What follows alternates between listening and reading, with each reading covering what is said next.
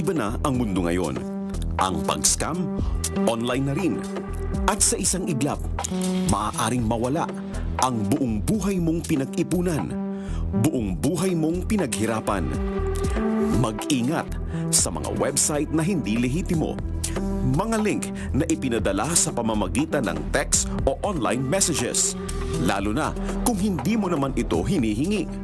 Ang one-time password at online account app password ay personal. Huwag ipaalam sa iba. Kung na-scam, palitan agad ang password ng iyong account at mag-report sa mga otoridad. Hindi biro ang ma-scam online.